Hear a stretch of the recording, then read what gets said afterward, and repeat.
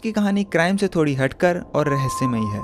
कहानी एक ऐसे रहस्यमयी तहखाने या कहें कि ऐसी कब्र की है जिसके अंदर आज से तकरीबन 200 साल पहले जो कुछ भी हुआ वो बहुत ही चौंकाने वाला था। ये कहानी बारबेडोस से है। बारबेडोस उन देशों में से एक देश है जिन्हें मिलाकर वेस्ट इंडीज बना है। वेस्ट इंडीज ऐसे देशों का समूह है जो अपने क्रिकेट, अपने खाने पीने और नाचने गाने के लिए बहुत मशहूर है। मगर इसी वेस्ट इंडीज के एक देश बारबेडोस की ज़मीन के अंदर एक ऐसा राज दफन है जो आज तक लोगों को हैरान करता है। और ये राज जानने के लिए आपको कहानी में आज से 200 साल पीछे यानी 19वीं सदी में जाना होगा। उस वक्त दुनिया के लगभग हर देशों की तरह बारबेडोस के ऊपर भी अंग्रेजों का शासन था और इंग्लैंड से आकर बहुत सारे अंग्रेज अपने परिवार के साथ बारबेडोस में ही बस गए थे। उन्हीं परिवारों में से एक परिवार था चेस परिवार। उस परिवार के जो मुखिया थे उनका नाम था थॉमस चेस और वो ब्रिटिश आर्मी में कर्नल थे। कर्नल थॉमस चेस जो थे वो बहुत ही क्रूर और गुस्से वाले इंसान थे और वो बारबेडोस के लोगों पर जिनको वो गुलाम बनाकर रखते थे उनके ऊपर बहुत ही अत्याचार करते थे, जिसकी वजह से वो वहाँ पर बहुत ही बदनाम थे और लोग उनसे नफरत करते थे। उस वक्त जो भी शख्स बहुत रईस और पैसे वाला होता था वो कब्रिस्तान में एक परमानेंट कब्र खरीद लेता था ताकि जब भी उसके परिवार या उनके रिश्तेदारी में कोई मरे तो उन लोगों के ताबूत उस कब्र में दफनाया जा सके। और ये कोई नॉर्मल कब्र नहीं होती थी बल्कि जमीन के नीचे पूरा एक तहखाना टाइप होता था। कर्नल थॉमस चेस जो थे वो भी बहुत अमीर और रईस थे, इसलिए उन्होंने भी साल 1807 में बारबेडोस के ओस्टिन्स इलाके में एक कब्र खरीदी। ये कब्र क्राइस्ट चर्च पैरिश चर्च के बगल में जो कब्रिस्तान है वहां पर मौजूद थी और ये कब्र जमीन के नीचे 3.7 मीटर गहरी और 2 मीटर चौड़ी थी। जब कर्नल थॉमस चेस ने वो कब्र खरीदी तो उस वक्त उस कब्र के अंदर पहले से ही एक लकड़ी का ताबूत मौजूद था और वो ताबूत मिसिस थॉमसिना गोडार्ड नाम की एक औरत का था जो कि उस परिवार की औरत थी जिससे कि कर्नल थॉमस चेस ने वो कब्र खरीदी थी। मिसिस थॉमसिना गोडार्ड को उसी साल जुलाई 1807 में ही उस कब्र में दफनाया गया था, इसलिए थॉमस चेस ने उस ताबूत को उसी कब्र में रहने दिया। और क्योंकि अब जो उस कब्र के नए मालिक थे वो थॉमस चेस थे, इसलिए उन्होंने उस कब्र पर नया नाम लिखवाया और वो नाम था द चेस वॉल्ट। मगर इस कब्र को खरीदने के कुछ वक्त बाद ही फरवरी 1808 में थॉमस चेस की 2 साल की बेटी मैरी एन चेस की मौत हो जाती है। मौत के बाद मैरी के शरीर को एक लेड के ताबूत में रखा जाता है। लेड जो है वो एक मजबूत मेटल होता है और इसका बना ताबूत लकड़ी के ताबूत के मुकाबले बहुत मजबूत और वजनी होता है। खैर, मैरी के शरीर को ताबूत में रखने के बाद उसे उस कब्र के पास ले जाया गया। फिर 6-7 लोगों ने मिलकर उस कब्र के ऊपर जो पत्थर था जो कि लगभग 500 किलो से ऊपर का था उसे हटाया। उसके बाद मैरी के ताबूत को नीचे कब्र में ले जाकर रख दिया गया और वापस उस कब्र को पत्थर से बंद कर दिया गया। इसके तकरीबन 4 साल बाद जुलाई 1812 में थॉमस चेस की एक और 12 साल की बेटी डॉर्कस चेस की भी मौत हो जाती है। उसके बाद डॉर्कस के शरीर को भी एक लेड के ताबूत में रखकर उसी कब्र में दफना दिया जाता है जिसमें कि 4 साल पहले उसकी छोटी बहन को दफनाया गया था। अब उस कब्र में कुल 3 ताबूत हो चुके थे। एक थॉमस चेस की छोटी बेटी मैरी एन चेस का ताबूत, एक थॉमस चेस की बड़ी बेटी डॉर्कस चेस का ताबूत और एक मिसिस थॉमसिना गोडार्ड का ताबूत जो कि पहले से उस कब्र में मौजूद था। इसके बाद सिर्फ 1 महीना ही और बीता और अगस्त 1812 में कर्नल थॉमस चेस की भी मौत हो गई। उसके बाद उनकी बॉडी को भी एक मजबूत लेड के ताबूत में रखा गया। थॉमस चेस जो थे वो बहुत ही हट्टे कट्टे इंसान थे और ऊपर से लेड का भारी ताबूत, तो दोनों को मिलाकर थॉमस चेस के ताबूत का जो कुल वजन था वो तकरीबन 109 किलो हो गया था और उनके ताबूत को उठाने के लिए 8 लोगों की जरूरत पड़ी। उसके बाद उनका ताबूत कब्रिस्तान लाया गया। मगर जब थॉमस चेस के ताबूत को दफनाने के लिए उस कब्र का पत्थर हटाया गया और लोग नीचे कब्र में गए तो उनके होश उड़ गए। उन्होंने देखा कि जो 3 ताबूत उस कब्र में पहले से रखे गए थे वो इधर उधर बिखरे पड़े हैं। थॉमस चेस की छोटी बेटी मैरी एन चेस का ताबूत कब्र के कोने में उल्टा पड़ा हुआ है और बाकी के दोनों ताबूत भी अपनी जगह से हिले हुए हैं, जबकि सिर्फ 1 महीने पहले ही इन तीनों ताबूतों को उस कब्र के बीच में जमीन पर सीधा रखा गया था। मगर फिर खैर इन ताबूतों को वापस अपनी जगह पर सही से रखा गया और फिर कर्नल थॉमस चेस के ताबूत को भी उस कब्र में रखकर कब्र को पत्थर से बंद कर दिया गया और अब उस कब्र में कुल मिलाकर 4 ताबूत दफन थे। पर कब्र के अंदर ताबूतों का इधर उधर होना, इस चीज ने लोगों को बहुत चौंकाया। शुरुआत में तो लोगों को लगा कि ये किसी गुलाम का काम है, क्योंकि कर्नल थॉमस चेस जिस तरह अपने गुलामों पर अत्याचार करते थे, तो हो सकता था कि किसी गुलाम ने गुस्से में आकर बदला लेने के लिए उन ताबूतों के साथ बदसलूकी की हो। मगर ये किसी एक इंसान का काम नहीं हो सकता था, क्योंकि उस कब्र पर जो पत्थर रखा था उसे हटाना तो क्या, उसे हिला पाना भी एक आदमी के बस की बात नहीं थी। इसके बाद इसके ऊपर तफ्तीश भी की गई और कई लोगों को उठाकर पूछताछ की गई, मगर कोई फायदा नहीं हुआ।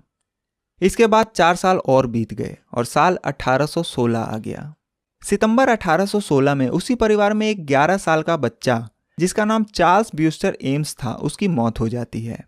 उसके बाद उसे भी एक लेड के ताबूत में रखकर उसी कब्र में दफनाने के लिए ले जाया जाता है। और जब उस कब्र को खोला जाता है तो लोग फिर से चौंक जाते हैं, क्योंकि इस बार भी सभी ताबूत अपनी जगह से हिले हुए थे। यहां तक कि कर्नल थॉमस चेस का 109 किलो वजनी ताबूत भी अपनी जगह पर नहीं था। मगर फिर किसी तरह सभी ताबूतों को अपनी जगह पर रखा गया और फिर 5वां ताबूत, जो कि चार्ल्स ब्यूस्टर एम्स का था, उसे भी कब्र में दफनाकर कब्र को बंद कर दिया गया। अब वहां के लोगों के बीच ये बात धीरे धीरे फैलने लगी। लोगों ने यह मानना शुरू कर दिया कि ये पूरा चेस परिवार ही श्रापित है, क्योंकि जब से थॉमस चेस ने ये कब्र खरीदी तभी से एक के बाद एक उनके परिवार के लोग मरते ही जा रहे थे, चाहे वो छोटा हो या बड़ा। कई लोगों ने तो यहां तक कहना शुरू कर दिया था कि इन लाशों के ऊपर कोई काला जादू कर रहा है, और अब लोगों ने उस कब्र के आसपास से भी गुजरना बंद कर दिया था। उसके बाद सिर्फ 2 महीने ही और गुजरे और नवंबर 1816 में चेस परिवार के एक और शख्स सैमुअल ब्रूस्टर की भी मौत हो गई। उसे भी दफनाने के लिए उसी कब्र में ले जाया गया, मगर इस बार लोगों की भीड़ इकट्ठा हो गई। लोग ये देखना चाहते थे कि इस बार भी उन ताबूतों के साथ कुछ छेड़छाड़ हुई है या नहीं। और जब कब्र को खोला गया तो इस बार भी सभी ताबूत इधर उधर बिखरे पड़े थे। कोई ताबूत कब्र की दीवार से लगकर उल्टा खड़ा था, कोई ताबूत कोने में पड़ा था, तो कोई ताबूत दूसरे ताबूत से लगकर तिरछा पड़ा था। ऐसा लग रहा था जैसे किसी ने इन ताबूतों को उठा उठाकर इधर उधर पटका और फेंका है, क्योंकि वो सभी मेटल के ताबूत थोड़े बहुत डैमेज लग रहे थे। लोगों को ये समझ नहीं आ रहा था कि जिस थॉमस चेस के ताबूत को उठाने के लिए 8 लोगों की जरूरत पड़ी थी, उसे कोई कैसे इतनी छोटी सी जगह में उठाकर इधर उधर फेंक सकता था। जो मिसिस थॉमसिना गोडार्ड का ताबूत था, जो कि इकलौता लकड़ी का ताबूत था, उसकी हालत इतनी बुरी हो गई थी कि वो टूटने लग गया था। इसलिए उस ताबूत को लोहे की तारों से बांधा गया और फिर वापस उसे सही जगह पर रख दिया गया। उसके बाद बाकी के सभी ताबूतों को भी सही से रखा गया और सैमुअल ब्रूस्टर के नए ताबूत को भी उन्हीं के साथ रख दिया गया। उसके बाद कई अंग्रेजों ने उस कब्र के अंदर घुसकर अंदर से उसकी जांच पड़ताल की और ये चेक किया कि कहीं इस कब्र में आने का अंदर से कोई और रास्ता तो नहीं है। बकायदा उन्होंने छेनी और हथौड़े से कब्र की दीवारों को ठोक ठोक कर देखा, पर उन्हें उस कब्र में कोई गड़बड़ नहीं मिली। इसके बाद उन्होंने उस कब्र को उस वजनी पत्थर से बंद कर दिया और इस बार उन्होंने उस पत्थर को सीमेंट से सील भी कर दिया। उसके बाद 2 साल और बीत गए। कहते हैं कि इन बीते हुए 2 सालों में जो भी इंसान उस कब्र के पास से गुजरा, उसे कब्र के अंदर से अजीब और भयानक आवाजें सुनाई देती थी और कोई भी शख्स अंधेरा होने के बाद उस कब्रिस्तान के आसपास भटकता भी नहीं था। कई लोगों ने बताया कि जब वो अपने घोड़े पर बैठकर वहां से गुजरे तो उनका घोड़ा उस कब्र के पास जाकर रुक जाता था और घोड़े के मुंह से झाग निकलने लगता था। धीरे धीरे ये बात पूरे बारबेडोस में फैल गई और क्योंकि उस वक्त वहां पर अंग्रेजों का शासन था, इसलिए ये बात बड़े अंग्रेजी अफसरों तक भी पहुंची और उन्हें भी इस घटना ने बहुत चौंकाया। इन 2 सालों के बाद जब जुलाई 1819 में थॉमसिना क्लार्क नाम की एक और औरत का ताबूत उस कब्र में दफनाने के लिए लाया गया, तो बारबेडोस के गवर्नर लॉर्ड कॉम्बरमेयर खुद अपनी इन्वेस्टिगेशन टीम के साथ ये देखने पहुंचे कि इस बात में कितनी सच्चाई है। उसके बाद जब उस कब्र को खोला गया तो इस बार उन 6 ताबूतों में से 5 ताबूत इधर उधर बिखरे पड़े थे, मगर उस कब्र में जो इकलौता लकड़ी का ताबूत था, जो कि मिसिस थॉमसिना गोडार्ड का था और जिसे कि पिछली बार तारों से बांधकर रखा गया था, वो बिल्कुल सही सलामत और अपनी जगह पर मौजूद था। इसके बाद बारबेडोस के गवर्नर लॉर्ड कॉम्बरमेयर के कहने पर उनके प्रोफेशनल जांचकर्ताओं ने उस कब्र की अंदर और बाहर से अच्छे से जांच पड़ताल की, मगर उन्हें भी उस कब्र में कोई गड़बड़ नहीं मिली। फिर जगह की कमी की वजह से मिसिस थॉमसिना गोडार्ड के ताबूत को उस कब्र के एक कोने में दीवार से लगाकर रखा गया और बाकी के ताबूतों को उनकी जगह पर वापस रख दिया गया और थॉमसिना क्लार्क के नए ताबूत को भी उस कब्र में सही से रख दिया गया।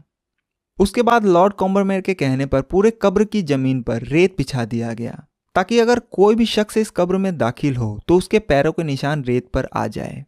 फिर कब्र को पत्थर से बंद कर दिया गया और दोबारा से उस पत्थर को सीमेंट से सील कर दिया गया।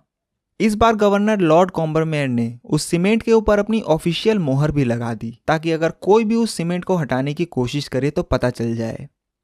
अब वहां के लोग उस कब्र के दोबारा खुलने का इंतजार करने लगे और इसके 9 महीने बाद अप्रैल 1820 में बारबेडोस के गवर्नर लॉर्ड कॉम्बरमेयर एक बार फिर अपने जांचकर्ताओं के साथ उस कब्र के पास पहुंचे और उस कब्र को खोलने के लिए कहा।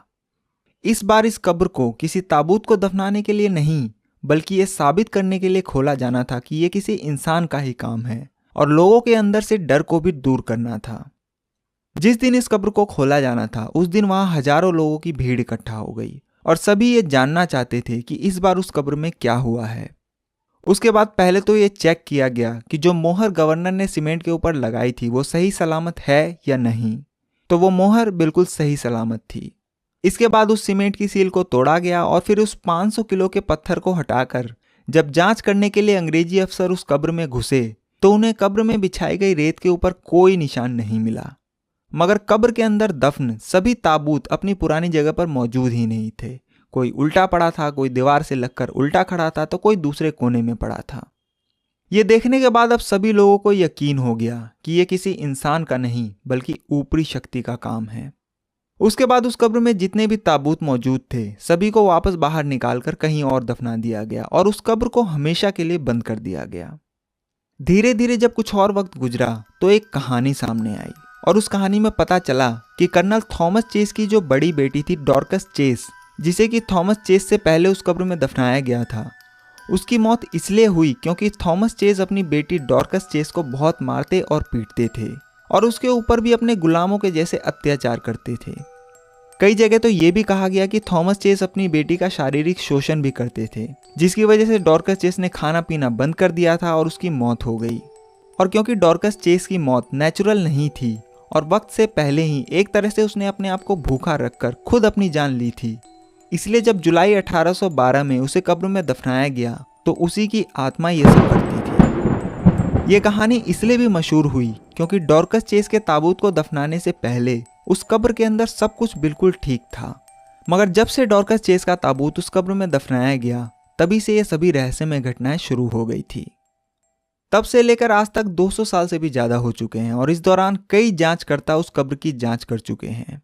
और क्योंकि जो मॉडर्न लोग और खोज करता है वो भूत प्रेत या आत्माओं पर विश्वास नहीं करते, इसलिए उन्होंने उस कब्र में जो कुछ भी हुआ उसकी 2 थ्योरी दी।